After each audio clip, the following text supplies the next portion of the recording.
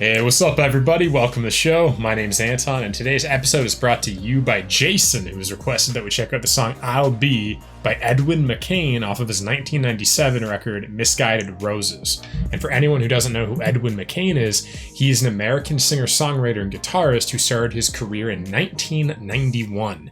And before we get into this one, make sure you guys stay to the end of the video because I'm going to be revealing how you can win a free song request and get a whole bunch of exclusive bonus content. And that's it. So let's get into Edwin McCain, I'll Be.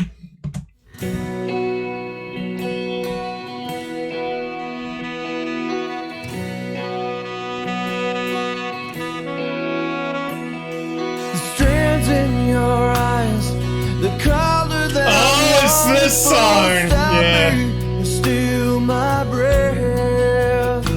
Wow. And emeralds from mountains and thrusts towards the sky, never revealing their depth. And tell me that we belong together. Dress it out with the trappings of love. I'll be captivated. I'll hang from your lips instead of the gallows of heartache that hang from above.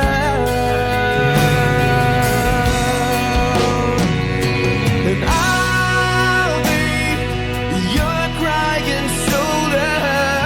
I'll be love suicide.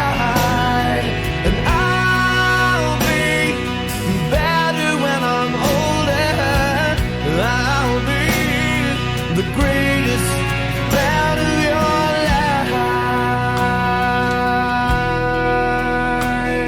Alright.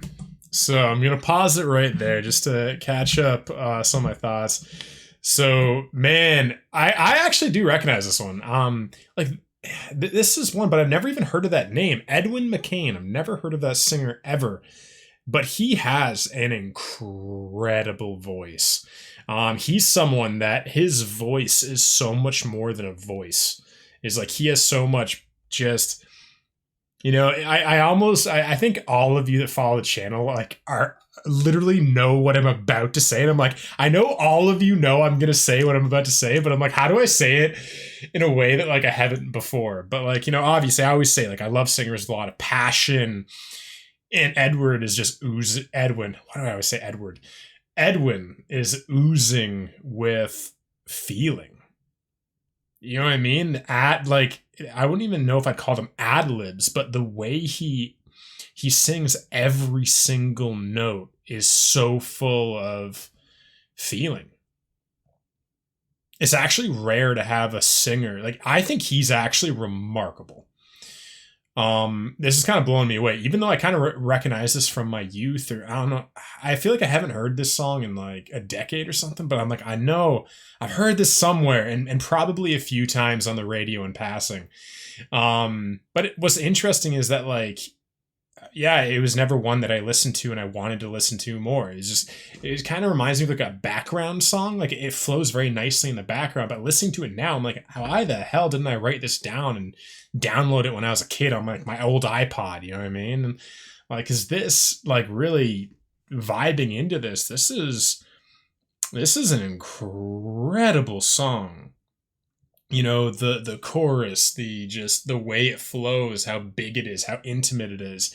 And now I'm going to be really kind of paying attention to the vibe, because I think a lot of you know, a lot of time when I react to songs, there's two parts of a reaction.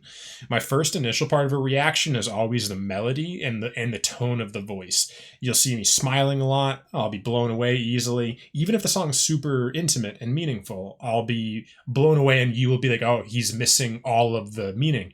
And in some sense I am, because I'm just so caught up in how much I love this song. And then usually what happens is halfway through the song, after I've kind of been okay, this is amazing, I can calm down now, then the song seeps into my soul, the feeling, the meaning of it. And I know this is going to happen right now, because there is so much, again, feeling and romance in his voice. I don't know what he's saying. I'll be your crying shoulder, I think he said. So this is and again, this is such a romantic song. Like I can feel it, and I just want to let Edwin take my heart away. So let's go back 20 seconds for you guys. Better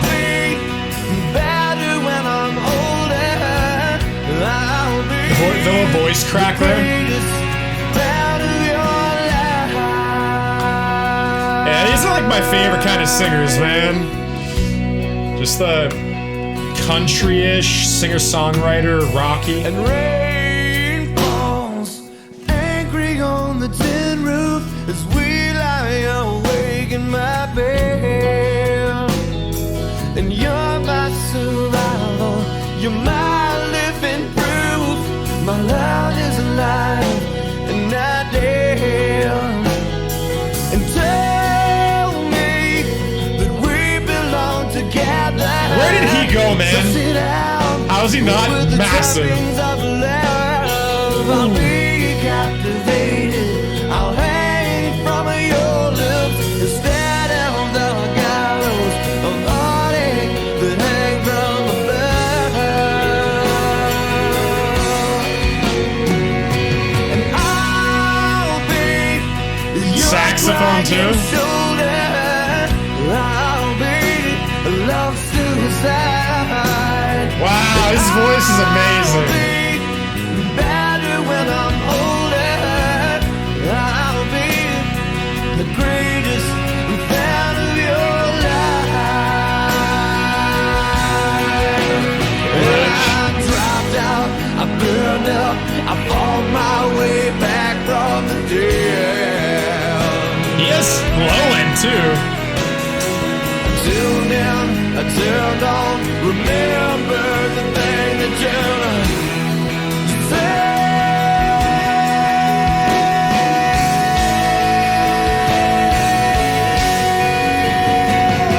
And I'll be your crying shoulder.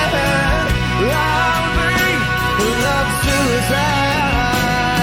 And I'll be better when I'm older. I'll be the greatest fan of your life.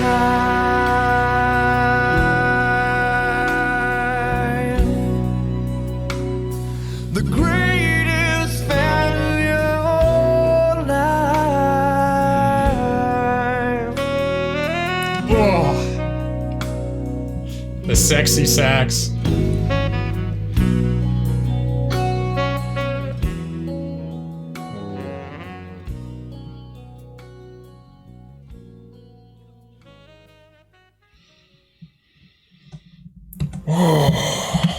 Man, that was a masterpiece. Edwin McCain might have like one of my favorite of all time favorite vocal tones. God, man, I throw him up there with Rob Thomas, Goo Goo Dolls, Johnny Resnick. God, man, he's so good. Like, you know, obviously Darren Hayes is up there, Savage Garden. Edwin McCain, man, how did he not get bigger? You know, and this also just makes me think like the 90s. You know, I've said this on like both channels. I think the 90s is like my favorite decade of music. Like full stop. Just the 90s is so magical to me. I don't know what it was about. I think the 90s for me was the perfect balance of intimacy and pop sensibility, because these songs have amazing hooks, amazing choruses, but you know, I feel like a lot of songs nowadays, they're earworms, they get stuck in your head, but they have no substance. You're like, why is this stuck in my head? Like, this doesn't mean anything to me. It's kind of a catchy melody, but it doesn't do anything. Where this, like the 90s, like the 80s, you guys know I love the 80s. The 80s, though, I don't find has very much substance. On average, there's exceptions, like every decade. But the 90s, like the 80s was big, catchy, memorable, grand. Well, I like it. You guys know I love arena stuff. I love big, passionate, soaring vocals. The 90s had that too. This is a soaring song, but the 90s had feeling, you know? I feel like the 90s was like the most intimate decade of music, in my opinion. 70s was psychedelic. It was 60s and 70s was psychedelic. It was progressive. Just some amazing songs, epic masterpieces, like Pink Floyd, Led Zeppelin, even Elton John, right? But the 70s for me, for whatever reason, I don't feel the heart of the 70s as much as I feel the heart of the 90s. The 90s, like, man, like I was born in 95. I don't know if that has, even though like I wasn't cognizant and functional in the 90s. I grew up in the 2000s, in the mid to late 2000s. I was in grade 9 in 2008. Like, my formative years were grade probably 5 or 6 to grade 8, right? And that was, 2006 to 2008. All of my, songs from back then I knew were from that kind of those decades. But there's like, it's like my soul resonates with the 90s so deeply. Matchbox 20, Edwin McCain, Goo Goo Dolls, all these bands I just mentioned, Savage Garden. It's like the 90s has my heart and my soul. And I don't know why, because I didn't really even grow up in the 90s. I don't remember a single thing from the 90s. I wasn't part of 90s culture. But the music, and maybe it's literally some spiritual thing, like I was born in the 90s and therefore part of who I am has the vibration and the resonance of the 90s, the universe's projection of the 90s into me. I'm not sure, but like the 90s, I feel so at home in the 90s. I feel more at home in the 90s than the 2000s in a really weird way. I feel most at home in the 90s. I don't feel at home in the 80s. I love the 80s. I'm blown away by the 80s. I don't feel like the 80s is Anton Zachor. You know what I mean? I don't feel like the 70s is me either. I don't feel like the 2000s. I feel like the 2000s would be the second, like, because I grew up in that time. So we got like Linkin Park and stuff like that. But man, for whatever reason, the 90s has my heart and my soul. And it's like Edwin McCain is a perfect example of an artist of why I love the 90s. Like the melodies, the tone of voice, the richness, the melodic sensibility, the intimacy, the romance, the dreamy nature of the 90s, the pain, the hurt. It's like the 90s had so much pain and hurt, especially in like the alternative scene. And like this isn't alternative, but like again, I'd kind of put this in with like Matchbox 20 and Rob Thomas. Even though it is different, it's distinct. There is a certain quality about it that I'm like, all of these pop rock, alternative rock songwriters have these soaring, passionate, emotional choruses, and the melodies are exquisite. It's like this melody, just the way it went from like, it was like, there was not a wasted part. And I don't even want to say that. I don't want to say like most songs are wasted opportunities, but it's something about the 90s, like every single note in the verse, in the chorus, in the bridge, every note I'm hanging on to every detail. I'm enraptured by every single note, where most music, I'm only enraptured by the chorus. The melodies of the verses don't do anything for me. There could be a cool instrumental, but the melodies themselves don't feel that they don't resonate deeply. Where this, man, the 90s and Edwin, it's like I resonate with every part of him. You know what I mean? And, I think the song also, talks to the romantic in me. I am a very dreamy, romantic person. You know what I mean? Like, believe me, it's like now it's kind of cool to say because, I'm older and I can rep it, but it was not cool in high school. It was not cool when I had crushes and I was a sensitive, soft guy that was walked all over by everybody, right? And it's just, I wish someone could have told me like, hey man, don't worry, like your personality will pay off later in life. It's not going to pay off now. Like it's going to suck. You know what I mean? But like, don't worry, you'll kind of, you'll love yourself and other people love you for who you are. Just these aren't the people yet. They don't know what they value yet. Beauty and grace are not valuable traits in high school. In some sense, I always say high school is like very primitive. You have your packs, you have your packs of human beings that are all hanging out in these tribes, these groups, and they're vying for power. And you got the jocks and you got the artist kids and like there's these tribes in high school. And it's so tribal. And for me, I was always an independent person, right? Lone wolf kind of guy. So I didn't really fit in anywhere. And then, yeah, throw the romantic softy in there, and it's just, yeah, it was. I would a lot of the time disappear into music and stuff. I would disappear into TV shows and entertainment because I always felt like these are worlds full of people who I resonate more with the people around me in my life. You know, even though I never grew up with bands like Matchbox 20, which I did, I feel like Rod Thomas would have been my best friend in high school. You know what I mean? It's like, Darren Hayes, Savage Garden. I feel like if, music saves people in a way that, like, I don't think people understand. Because I think a lot of the time, like, the people that we love are emotional, sensitive, hurt people. And I think, when you're hurting, when you're trying to figure out who you are, you resonate with people who are hurting too, who are trying to figure it out, who are courageous enough to be honest about how they're feeling. Because when you're hurting, the worst thing ever is when you open up to somebody and they go, like, oh yeah, I don't know what that's like. And you just feel so alienated because everyone's hiding the fact that they also are dealing with stuff, right? Especially in the 2000s when I grew up, and any decade before that. It was just a lot of hiding. A lot of people weren't really themselves. A lot of people were like, they were their facades. And whenever you would ask them about something real or vulnerable, they would answer on behalf of their facade. They'd be like, oh, the person you're talking to, this facade, this mask has never dealt with that level of pain.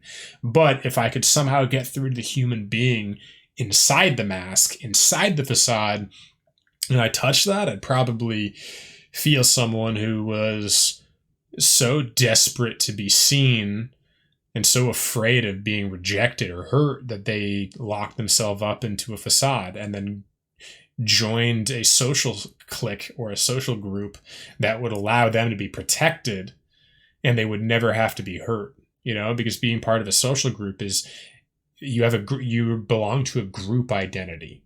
You know what I mean? And it's very strong, and there's a lot of courage being part of a group identity because you can never be hurt. You can never be targeted because you're never yourself. You're never a human being. You're on behalf of a group. You're a hive mind, and you are part of a hive mind. So if someone insults the part of the hive mind, you don't care because it's not me.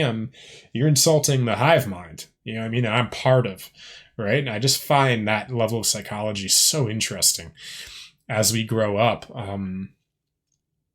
The different animalistic paths of psychology we go through, and it's not even psychology, it's like the paths of self-realization, the phases of growth, the phases of human evolution we go through in our lives. It's just so interesting. This is all to say that I love the 90s, and I love the intimacy and honesty and vulnerability and authenticity of the 90s, and is why, this is like definitely my favorite time period for music. You know what I mean? But I'm just going to quickly check if there's anything that's said about this song. If there's not, we're going to go right into the outro. But let me check this right now for a second. All right, we're back with Edwin McCain, I'll Be. So I'll Be is the track number 4 off of his album, Misguided Roses. It's his most successful song from the album, and it peaked at number 5 on the Billboard Hot 100. I'm fascinated by songs that are so good and artists that are so good, but they don't stand the test of time. You know what I mean? Although this song is mainly known for being a romantic song frequently played at weddings, oh god, this would be an amazing wedding song, McCain never actually intended it to be a love song. He wrote it as a Hail Mary prayer when he was going through a breakup. Whoa. And also in regards to his inability to function in a relationship. Thus the love suicide line. Hey man, I can relate to that. Here I am, a romantic, softy, sensitive guy. If anyone was to ask me, what would you want most in life? Would you rather have an empire that you built or like just a happy family, a wife and kids? I'd be like wife and kids all the way. Obviously I don't want to have to choose between those two things because the empire is absolutely part of who I am too, but probably the deepest part of me just wants to be a father and like a loving partner. You know what I mean? And at the same time, here's somebody that craves that so deeply, but I've never been in a good relationship. I've also been unable to function in a relationship because of how codependent I grew up being. Again, narcissistic, abusive father, and then ending up being codependent with my mother, because that's what happens when you grow up in households where you have an abusive parent. A lot of the time, if you are close with your other parent and they're also the figurehead they're also the projection of abuse, they were projecting abuse at, you'll end up, your friendship will turn very codependent. You'll actually rely on each other. You'll help each other survive this tumultuous time. And I didn't realize it until like this year how codependent I was with my mother, that we essentially like survived my childhood together. You know what I mean? I helped her survive the abusive situation and she helped me. And because of that, part of our way of surviving was we were very open and vulnerable and honest with each other, right? So I assumed that's what you're supposed to be with all relationships. And now, but before any of you jump in and say, actually you should be, I get what you're saying. The point is this, is that it is very important for open dialogue, open communication in relationships. But what codependency does is it perverts that. It perverts honesty and authenticity, and it makes you actually give up yourself to this other person. You both give up yourselves to each other. And it's a very interesting thing that you will end up, one of you usually, will end up giving up all of your wants and needs to make the relationship work. So this happened to me. I would give up all of my wants and my needs to make the relationship work with my mother, to make her happy, because she was in so much pain. I'd take the pain away from her. I'd take her pain, hold it, and make sure she was happy all the time. I'd be like, what do you want to do? She'd be like, oh, what movie do you want to watch? And I'd be like, okay, what movie do you want to watch? I'm good with anything. I'm chill. I'm cool. And a lot of the time, yeah, I do like a lot of things. I like anything from action movies to romance movies. I like fucking everything. Lord of the Rings, Harry Potter, sci-fi, whatever. And because of that, because I like so much of things, it was very easy for me to kind of go with the flow with other people. And so this is where the inability to function in a relationship comes in, because I would do the same pattern with all of my lovers growing up. I would never voice what I wanted and what I needed, because I wanted us to be happy. And I felt, and I was trained growing up, that the only way the relationship's happy is if you compromise. And not just both of you compromise, but you just do whatever it takes to make that other person happy, because they're going through so much pain and it's so tough. And you want them to be happy so you can be happy. Also, I think a lot of codependent people, like myself, are empaths. I'm extremely empathic. I'll soak up vibes, moods, so I can feel when people are uncomfortable. I can feel when people are happy, when they're in pain. And when you're so attuned to somebody's emotional state, when they're unhappy, it makes it literally, especially when you're a child, it makes you feel unhappy. What do? Like, we're tethered emotionally. So I'd be like, I'll just take all your pain. So at least you're happy. I'll take all the pain. I'll be unhappy. But at least, hopefully, your happiness, I can thrive off that too. Right? And so you end up creating this interesting bond where one of the people is taking all of the pain from the other, so the other person can stay afloat, and hopefully, in my twisted mind, it makes the relationship better. Also, I get to be the valuable partner. In a relationship, I get to be the valuable partner. In a mother-son relationship, I get to be the valuable son. I get to be the favorite son. Right? And so it gave me my whole identity was predicated on me being something to other people. It was never about who is Anton. No, it was who is Anton to other people. Anton is defined by how much other people value him.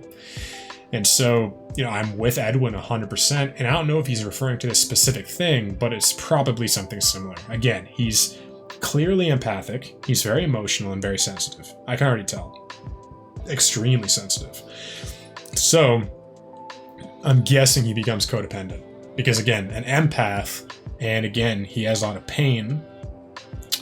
Which, yeah, I'm guessing codependency. Just the pieces all kind of came together, and I'm guessing that. Could be wrong, but very strongly guessing that. And then he elaborated on this in an interview with Songfacts. I didn't really write the song as a love song. It's kind of a Hail Mary prayer for me personally, which I also see as myself. I'm always holding out for the idea of a beautiful relationship and family. Even though I haven't had one, I kind of know what they look like in my head. And it's like, I know the kind of relationship I want. And I know up until now I was not capable of being self-aware enough to allow that relationship to form. Because I'd go into my old behavioral patterns of just giving up myself. Every time I just lose myself in relationships constantly. And now I'm like, okay, I'm finally able. And, there's been kind of little things with women here and there in the last year. Little things, but nothing real. And it's just like, I've been in many situations where I've actually, for the first time in a really big way, walked away from things that I wouldn't have walked because I would have just tried to make them work. Because I wanted something so badly, I'd do anything to make it work. And now, like, literally just happened a week ago with somebody, I said, yeah, I'm not doing this. Like, this isn't working for me. I don't want to do this. You just crossed a boundary with me, and I'm walking away. And I did, and, like, that's something I could never do in the past. Because, again, I was addicted to people's validation, right? Someone... Yeah, it's just, again, like, and it's funny because you see someone before you who's a YouTuber and a podcaster and says all these things, and it's like, yeah, we all have our challenges, and that doesn't mean that anything I've ever said is discredited, because anyone that says anything is always dealing with something. We all have our own challenges. Maybe someone's a narcissist, someone's a codependent, we all have something, right? And I think I'm learning that I don't have to be perfect to be valuable, even valuable to myself. And again, it's like all of these things I'm learning about myself are very valuable to other people because there's so many codependents in the world. I see it all the time now. It's like, it's crazy. Once you heal something in yourself, you start to see the pattern absolutely everywhere in other people all the time. And now it's just like, okay, cool. When I do start my own, programs and stuff, because I'll definitely be doing this, like 100%. I have a wealth of information and experiences I've been through in my life now. I'm going to absolutely, when the time is right, actually turn this into programs for people and everything. But anyway, yeah, this was an absolutely incredible song. So thank you, Jason, for bringing this to everybody. And for all of you who don't know Edwin McCain, what do you think of this one? And if you do love Edwin, what are your favorite Edwin McCain songs? Let me know down below. And now for the big reveal. So if you want to win a free song quest, all you gotta do is like this video, share this video with one person you feel will enjoy it, comment who you shared it with, and leave your request in the comment. And remember that submissions need a minimum of 10 million views, and this is not the case with Patreon requests, which are also guaranteed. So if you're interested in guaranteed song quests, full album reactions, and much more, join everyone in our Patreon family. First link in the description of this video. And also, while you're there, definitely join our Discord community where you can hang out with myself and the entire community and take part in all of our community events. And lastly, I just want to thank you all for hanging out with me today. And if you resonated with anything I talked about and you want to support me and the show, definitely, as I mentioned before, like this video, subscribe, join the family, and share this video to win that free song quest. And that's it. So I'll see all of you in the next episode. I love you.